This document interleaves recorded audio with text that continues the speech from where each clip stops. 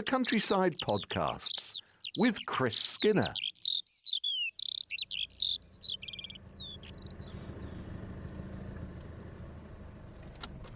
Oh, here we are in Chris's four-wheel drive again, out on the farm. And, so much movement over there in the Teasels. Oh, Matthew, this time of the year, we're well into autumn, heading up into the middle of November already, and the weather has recently been mild, and so the birds haven't behaved normally this year, but now we've had a few colder nights, the weather's a little bit more unsettled, things are starting to happen as they should do, and we're just driving off to our first location, and I've had to put the brakes on the truck, stop and just admire what's happening on our right. A wonderful flock of goldfinches, which are already forming quite a large flock. There's over 100 birds here, right beside one of the permissive walks in the centre of Hyash Farm. And we're looking uphill and they're silhouetted against the sky, so you can see them quite clearly. Yeah, they're actually coming down. I can see one perfectly over there. It looks like a teasel with a double head on it, but the top of it is the gold. There they go. Just come off. It's a real panic this morning because they're often up in the air and they're circling round, and I think they're going to come back again. Bobbing flight, absolutely wonderful, and they're just feeding. They love the thistles that grow in the margin here, but their favourite food at this time of the year, which still has the seeds in the head, is Dipsarchus phelonium, the teasel here, and they're growing all over the farm in patches. I've still got my teasel maze up and running, which is where I'd expected to see goldfinches this morning, but not so. This is a 20-metre wide strip running right the way down beside this 30-acre field, and it's swarming with goldfinches, one of our most beautiful finches of all. Some people call them clown faces because they have this bright red face, but the most noticeable thing is a yellow bar across the wing. When you see them arrive in your garden, if you feed them, they have another flock at the top there. Oh wow, a good 50 in that one, just gone up into the oak trees. And the reason they're all a bit flitty this morning is just as you arrived in the farm, Neil and Daniel were walking up the farmyards towards me. We were going to just decide what's happening today. And just over the top of Neil, about 100 feet up in the air, was a red kite. And every bird in the farmyard, all around, the ducks left the duck pond and flew off. There were crows, magpies, all up in the air. And it made everybody a little bit tetchy because although the red kite was just circling round above, it spooked all the wildlife in no uncertain manner, whereas kites will really just eat carrion on the ground. They'll be looking for a roadkill or a dead rabbit out on the farm. So that's why the birds that we're looking at are all a bit nervy this morning. And there are many hundreds of finches, aren't there? Because just back down the hill there, they were all feeding on the ground when we first arrived. Yes, they were. They will. Because we've had some winds as well, not all the seeds have remained in the teasel heads. Teasels are pretty good at retaining their seeds. The shape of the head with the little cusps slightly pointing upwards means that the seed stays in there quite a while and will only come out in quite a strong wind, and then the seed drops on the ground usually. If it's the right habitat, it will germinate, but a lot of people don't feel very successful growing teasels because it's a biennial, so you have to wait. The seed at this time of the year drops on the ground, starts to germinate, and then it forms a rosette on the ground in its first year. That would be 2026. And then at the end of 2026, it will be about 8 inches diameter, quite prickly leaves, almost flat on the ground, and then it comes into flower, wait for it, in 2027. So it's quite a long time to wait, but now this little verge here is established, and so we've got teasels coming year after year. Some are already to grow. We won't get out of the car because I don't want to disturb the goldfinches feeding. But needless to say, it's a great conservation plant. Yes, it is. Yeah, it's good all the year round because you can see there's a lot of cover here. It's shoulder height at least, these teasels. Out on the teasel maize, they're 2 metres. They're actually taller than me, 6.5, 7 feet, some of them. So you've got good cover at this time of the year. And then I mow them all in February, March, and if there's any seed left, I harvest that, and that can be sold off. And then the new teasels come through and come into flower in about late May into June, and that's absolutely brilliant for butterflies. So I have a whole host of different butterflies down this margin. As I said, it's right by one of the permissive walks, so you see people coming up here with their cameras with huge long telescopic lenses, and I laugh and said, no, I think you can take those lenses off because your subject will probably be a foot from the camera. And so butterflies, particularly peacocks, absolutely love the nectar. Red admirals, painted ladies, and they're all a kind of distant memory, which is how the seasons change. They change so rapidly. Now we're in autumn. So there we are. That's just a quick fly past for us and the goldfinches there. What a lovely sight, though. Beautiful, beautiful birds. Nest locally, but at this time of the year they form flocks. Then eventually at the end of winter they start pairing up and courtship, and then building nests in these hedges on our left. A beautiful little cup-shaped nest, often made out of cobwebs sewn together, bits of moss, maybe some dried grass, and the female then rotates round and round inside the nest to make it a perfect little cup shape. And although you'd think they're quite vulnerable because the hedge on our left is a newly planted one. It's coming up for 20 years old now, and they get very dense. So they're lots of protection from predators like sparrowhawks, magpies, so the birds can feel quite safe in these hedges, and they link all the habitats together all over the farm. So they're like waterways link areas of bodies of water. So you've got your rivers and things, and they often flow into lakes. You've got the water habitat, but out on farmland, particularly in areas like we are here in Norfolk, hedges form sort of an equal one for the land-loving birds, if you like, and goldfinches are certainly amongst those. But beautiful, beautiful birds. The male goldfinch, I forget, has a slightly longer beak than the female. Teasels have been known to be the undoing of some unfortunate male goldfinches. They probe their little beak down, which fits exactly into the little cup that holds the seed in the teasel head, and the goldfinches can't get their beaks out. There's exactly the same shape, this kind of wedge-shaped beak for seed eating, and the goldfinch actually perishes hanging off the teasel head, but it doesn't happen very often. I have seen it, and it's an unfortunate and upsetting thing to see, but nevertheless the main flock is absolutely thriving here. Right, we'll head off to our proper destination now. I haven't even left the farmyard by about half a mile, and get very distracted at that sort of occasion, which is the lovely thing about wildlife. You never quite know when you're going to come across it, if at all. Very enjoyable diversion. Rat enjoyed it as well. He did. He's still on your lap there. Yes, he's on my lap. The window's open and his head was out and his ears pricked because he could see the flock of birds, and that really interested him. All he was wanting to do was to run off and just really see if there's any rabbits about, any mice in the tall tusky grass which grows around here. Right, we'll head off to our first destination.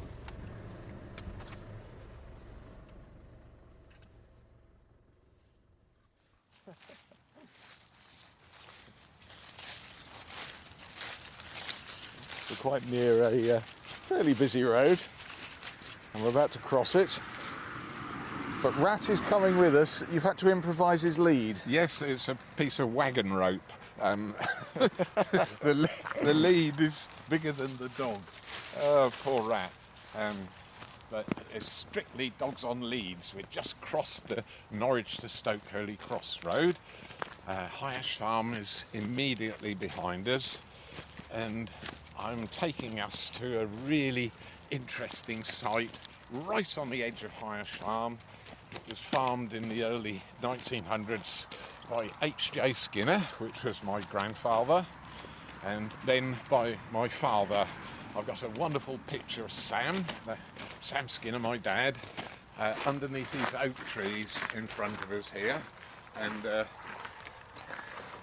he was ploughing with 2 horses and a single furrow plough. It just brings back memories of all of this area in front of us, as far as we can see, right up to the A140 on the crest of the hill, right over the other side of the Tass Valley, and everything that we're looking at was farmed, and now nothing is. It's really gone for historic conservation, for all sorts of different reasons, and originally it all set about the changes when we started overproducing food right back in the late 1960s and into the 70s. We had grain mountains, butter mountains, and we're actually standing on the Roman town. That's the Roman capital of Eastern Britain. Many people think it's Colchester, but that was really a sort of military barracks at Colchester. And here, this is a residential part of the Roman city,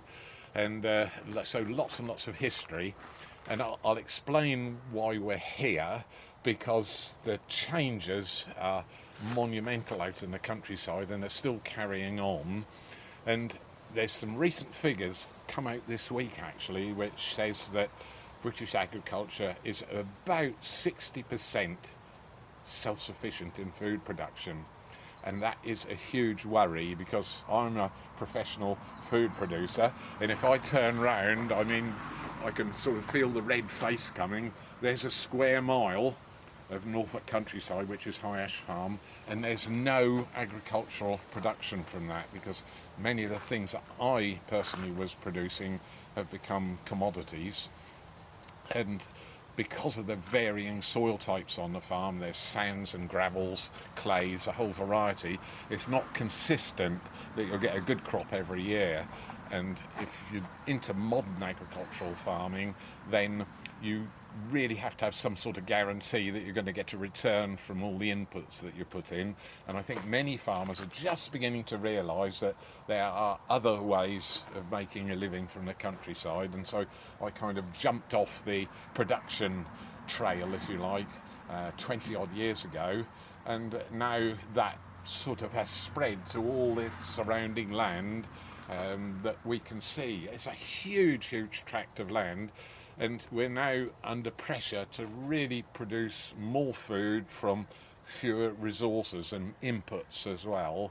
And that's sort of putting this huge pressure into the countryside. Yes, we need to look after wildlife, but I think from the late 1970s onwards, and even a small period before that, where the government introduced a white paper in 1971 saying food from our own resources is absolutely crucial, and we've kind of renegaded on that a little bit. And then going back even further, 1947, the Agricultural Holdings Act made tenant farmers almost landowners for 3 generations, and High Ash Farmers as part of that is tenanted. And so these huge changes are right underfoot, and this is the Roman capital of Eastern Britain, so it fascinates me that there's a whole houses all over underneath where we're standing, a whole street plan, and we're just at the entrance to where the car park is. This is run by the Norfolk Archaeological Trust. Yes, it is, yes. And you can see the aerial photograph in 1920s that was taken, and there was a dry summer, and you see the perfect outline of all the Roman street plan, and then it extends through onto High Ash Farm here. And the Roman town we've discovered is huge, but there was a Roman invasion in AD 23 or around that period, and that then took over from the tribe that was running, that actually ruled East Anglia. They were called the Iceni. They had the first coins out in the countryside, and there's a little picture of an Iceni status here. Queen Boudica. Exactly, yes, and her husband, Prejudice, sort of had an agreement with the Roman invasion, and that went quite well until he died, and then it all went pear-shaped, and Boudica, his wife, rose up against the Romans, and it was very unsettled way back then, nearly 2,000 years ago, and this is the result. The Romans then walled in their town settlement, and we can see a picture of the sort of, not picture of the wall, you can still see remnants of the real wall. It was absolutely monumental, with a moat all the way round it, and we think the Romans were pretty well self-sufficient in the food. They produced food here.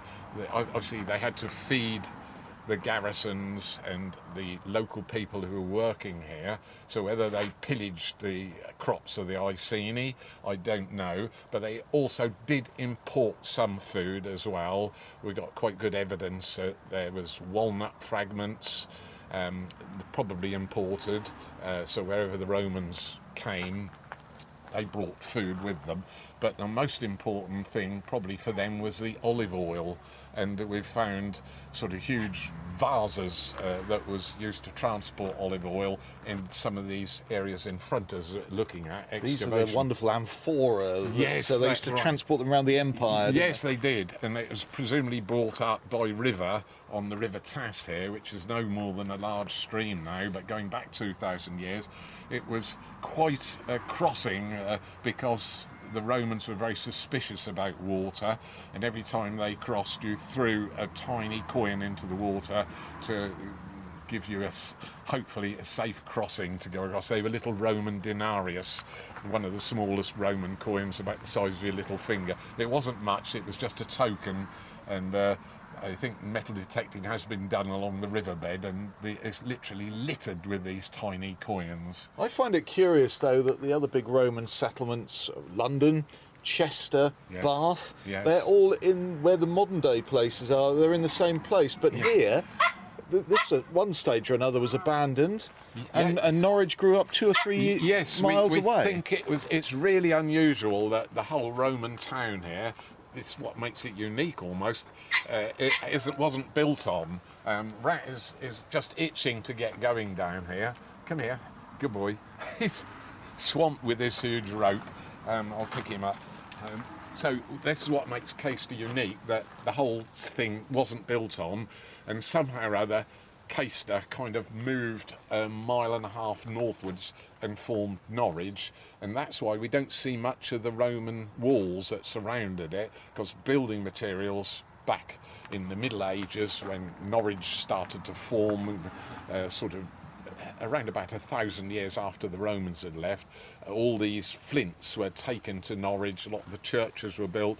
The city wall around Norwich was made from the stone from Caister. So there's this old saying that Caister was a town before Norwich was one, and Norwich was built from Caister stone, and absolutely love it because there's huge outcrops of flint from underneath where we are, and there's also lime very close to the surface, sand as well, and that enabled the Romans, which is perhaps one of the reasons why they chose the site here, to make mortar, which holds all those flints together.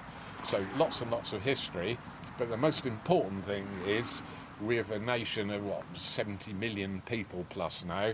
We're only 60% food self-sufficient, if you like, and as a farmer I can see that's a hugely worrying situation, because many farmers are now realising it's uneconomic to carry on farming.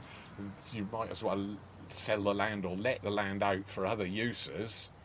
Here on High Ash Farm, we let it out for horse grazing and riding and public access.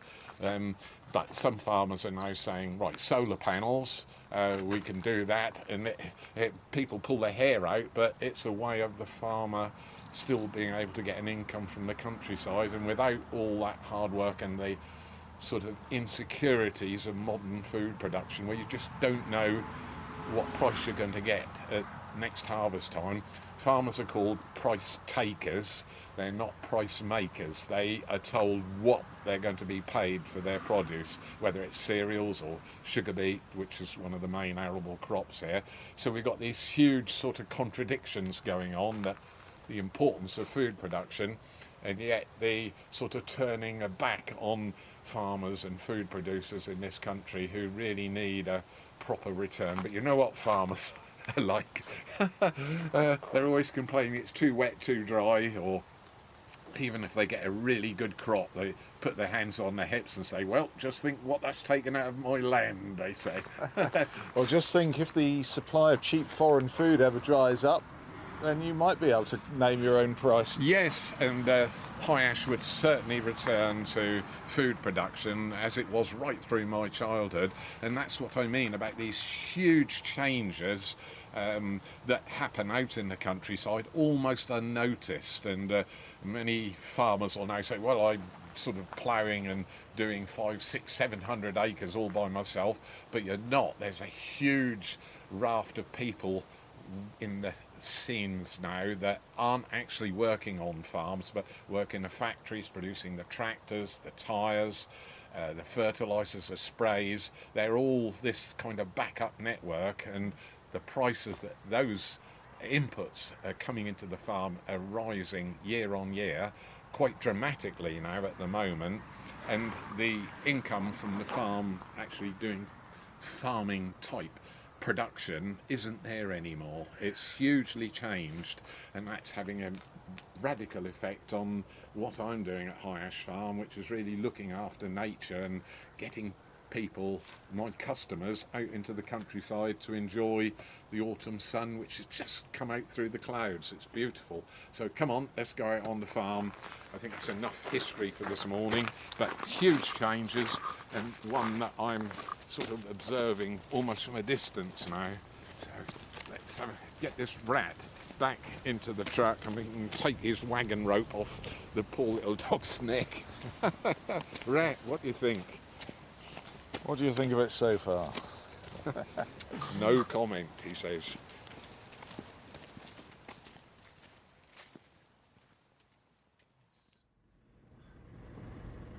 You've given me a pair of binoculars, Chris. What am I looking for? Matthew, about 100 yards out on this horse grazing pasture, I'll just turn the truck off, handbrake on, is one of the 3 species of woodpecker that we have here at High Ash Farm. It's the largest British woodpecker. It's the green woodpecker, or the yaffle. And because we've got all this close grazed pasture on the farm, it's an ideal habitat.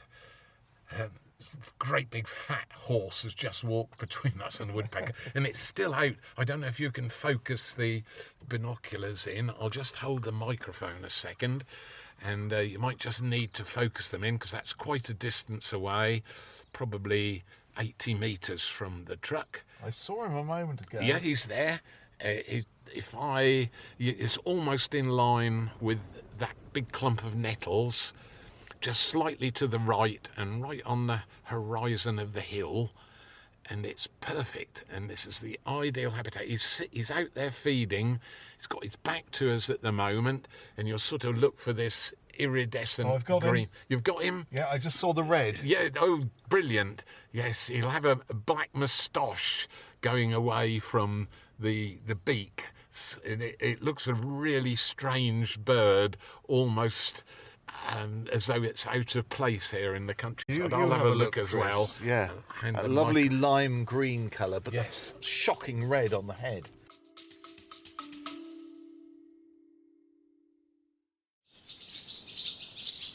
Swallows flying into one of the large barns at High Ash Farm, feeding their young. This is one of the big conservation success stories I know you're very proud of. Just brings a huge delight. 4 youngsters just waiting for mum and dad. The podcast aims to bring you sights and sounds like this every week, and we're very thankful of your support. So any donations or subscriptions are very welcome indeed. All we need is a little bit of extra help. It just keeps it going from week to week. Monthly or one-off subscriptions, whatever the size, and the website highashfarm.com/podcast. 6 youngsters right above our head, all with their gates wide open.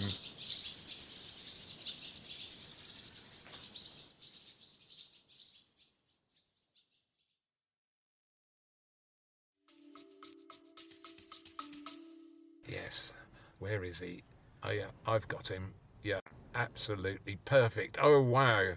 Yes, red on the top of the head, just unfocused in, and what he's after is soil invertebrates out there, and their favourite food on this close-grazed pasture is ants as well, and so he's just looking for anthills. There won't be anthills because the field is topped quite regularly, but there'll still be a good population of ants, and the ants are still active at the moment.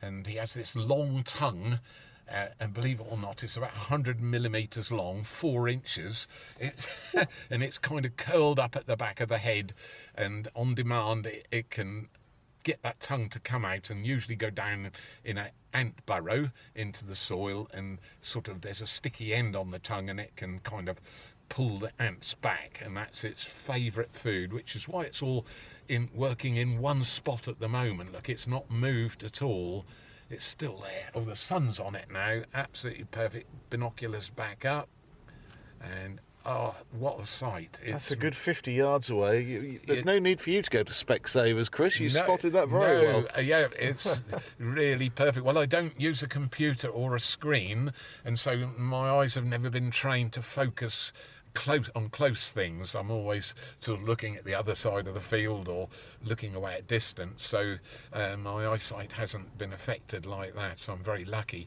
But that's really lovely. So I mentioned we've got 3 species of woodpecker here at High Ash Farm.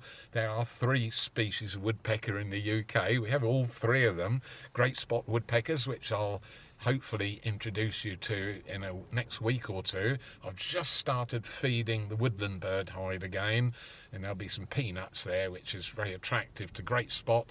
We also have the sort of rarer of the 3 species now, the lesser spot, Dendrocropus minor is its name. Dendrocropus major is the great spotted woodpecker. They're quite a bit larger. The lesser spot is not much larger than a sparrow, to give you an idea. Tiny little woodpeckers, and their nest holes in the sweet chestnut trees down in Fox's Grove on the other side of the farm there, are not much bigger than a large index finger. Tiny little holes, but really quite scarce now. Their numbers have declined, so it's a red letter day if you did see a lesser spot woodpecker. Great spot coming to gardens, often in urban areas, often in the city areas as well, if there's some adequate tree cover and large old mature gardens. And this fellow out here, the green woodpecker, really likes big open areas. You'll sometimes see them on school playing fields, which are also often close mown, and so they can get worms, but it's just feeding in one spot, Matthew. Look, It's up there pecking away without moving, and it's turned round and it's facing us now. Oh wow, every time I'm just going to pass this back to you because you can't miss this. Every time it pecks down into the ground, you see a glorious red flash on the top of the head. Guys, absolutely stunning. What a spot. That's fabulous. Yes, he's busy out there. Lots of worms right out in the middle of a closely cropped field. You have horses on there most of the year, don't you? Yes, there is. Yeah, I think there's 5 horses on this. It's quite a large area of field, and so absolutely that woodpecker's in second heaven. Yes. The green woodpecker. Yeah, the green woodpecker, the yaffle. With a bit of red. Yeah, yes, sort of blood red. It's quite a shock to see it. Oh, it's just moved. That sort of traditional sort of hop and look, and it's turned round again. Quite a large bird. Getting on for wood pigeon size, to give you an idea of the comparative size of the woodpecker species. Wonderful. Right, let's move on. Our next spot coming up.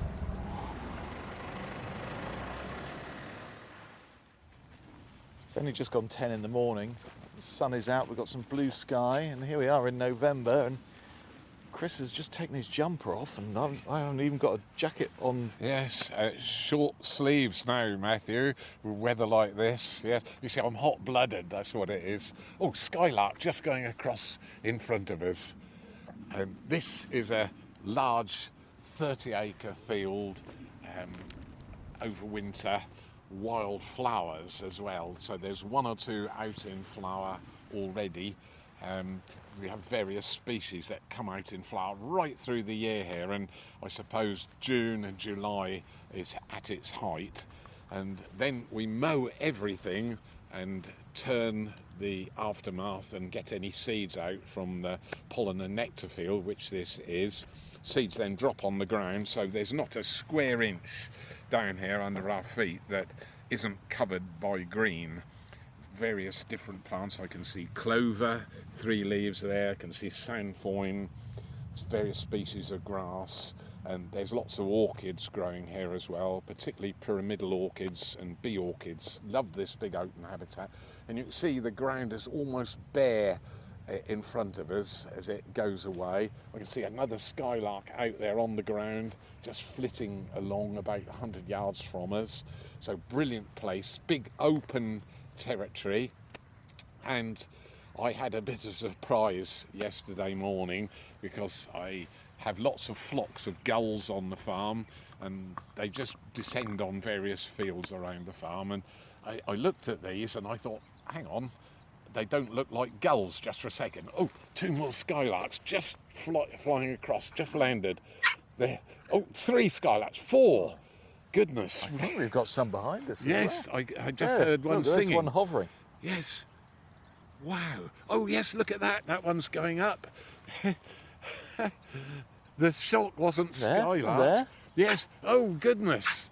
Suddenly, Brat's doing a good job putting this flushing sky.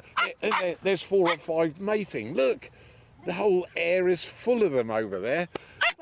Let me just pick this demented terrier frighten up. the skylark. That's because I've got excited, and you can just see them on the horizon, only 100 yards from us, and both sides, behind us and in front of us, skylarks. So what happens in the winter months, I ask the girls to ride on these fields when it's wet, and people will scratch their head as to why I'm doing that. Well, the horses leave little indents in the ground. It's clay, so when the ground is wet, the horses leave little footprints, and that enables the skylarks to nest just in a slight hollow in the ground in the summer months. Yeah, so it's all method in madness in what I do. But I must get back to why I brought you here, because yesterday there was close on 100 lapwing on this field. It was the most amazing sight. Now, I'm a little bit surprised because lapwing are really in huge decline out in the UK.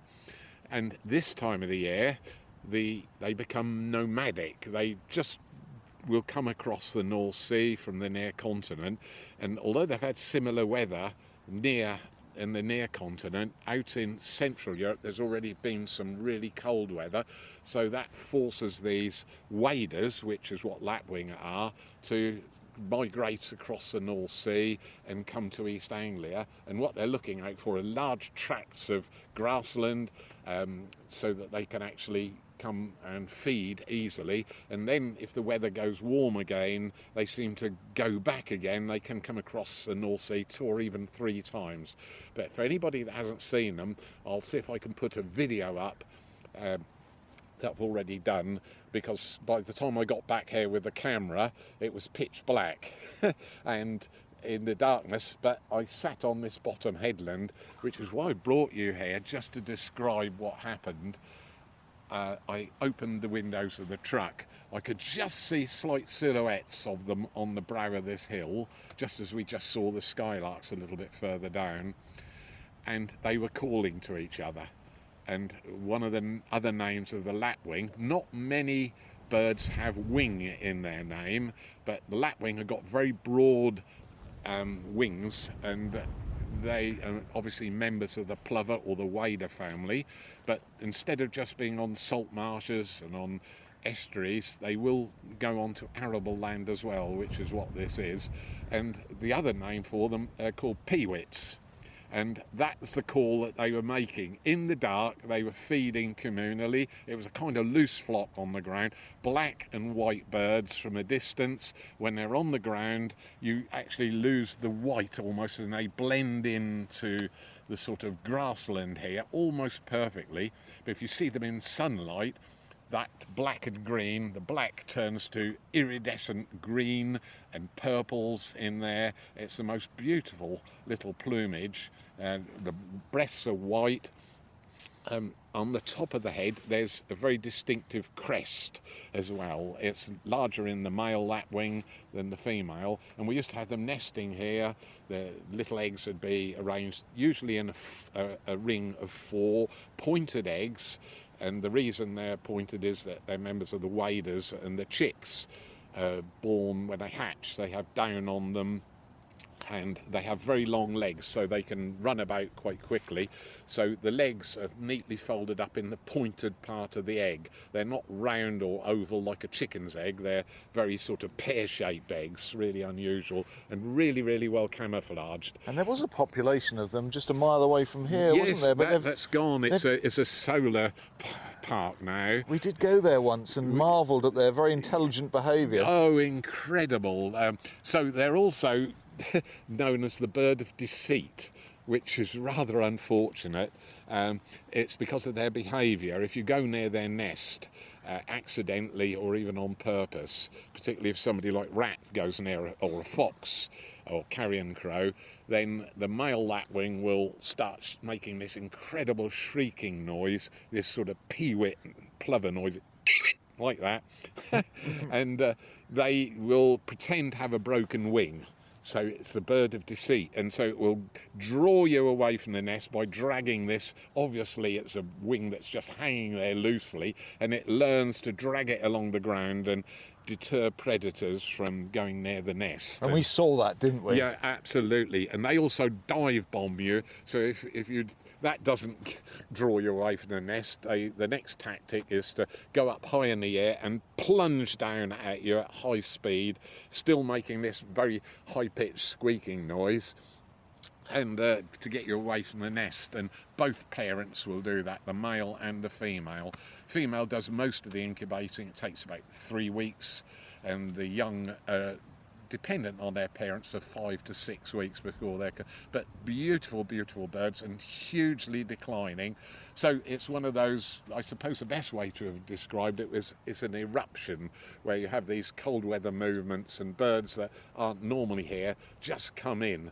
And I'm just, I don't know how I'm able to talk even, I'm just watching the skylarks over there in the sun. There's masses of them just flitting about and just doing courtship behaviour and forming skylark flocks, which, because it's a red list species, yeah, I'm absolutely delighted. I'm going to put Rat back on the ground. I've stopped flailing my arms around like a windmill now. So really, really beautiful. And whilst we were talking, There we are, there's a skylark just hovering a few feet off the ground. There was one just about 40 to 50 feet from us, just landed on the grass here and just was feeding away as though we were part of the field furniture. And there's two just going across the top of the ground, really close to the ground. This is a gathering of the skylark clans, Yeah, isn't it? There must be 20 at least. There is, at least that. Look at them over there, just silhouetted against the horizon. What a wonderful sight. And that's what they do at this time of the year. It's a good way of just finding mates as well at this time of the year. You've got to get through the winter months, but already they're eyeing each other up. The warm weather that we're having at the moment is kind of making this behaviour happen. But that was really lovely. At least 20 skylarks, which is quite unusual at this time of the year, flocked together, but really beautiful. Like 2 more just going across there, right on the brow of the hill, quite close to us. They're just display flying. Some are going up in the air, just showing off, just as I used to do years ago. We won't talk about that. No. Just coming back to the van here, incredible number of insects on your van. Yes, the warm weather, they're flies of different species, masses of them, and that's looking for somewhere to hibernate now, so they're looking for various cracks around the bonnet of the truck here to go in where the bonnet lays up over the winter, and they'll go in underneath and just look for somewhere to hibernate now. It's the last throws for many of our insect species before the cold weather sets in. I'll just open the truck door and let Rat in. In you go, Good Rat. boy. Well, just before we leave you for another week, and it's been another terrific tour, Chris, so thank you. There's always a chance to email the podcast, and Chris loves to receive your questions and comments, so send them along, chris@countrysidepodcast.co.uk. And we've had an old-fashioned card here, and actually a gift. Yes, we did. From Mr. Frisky, who lives not very far away from here, just on the outskirts of Norwich, and he's wishing us a happy 2nd anniversary for the podcast. Yes, oh, thank you very much. Yes, it's coming up for 2 years we've been doing this now, so we'll celebrate quietly once we go off air. I can find a draft of something, but it's going to have to be fresh air. Well, we're back again next Sunday, and of course the podcast stays up for a long time after that, so you can listen to it at your leisure. We're also looking for donations to keep the podcast on track as well. Obviously there are running costs, so please do look at the website to find out more, highashfarm.com.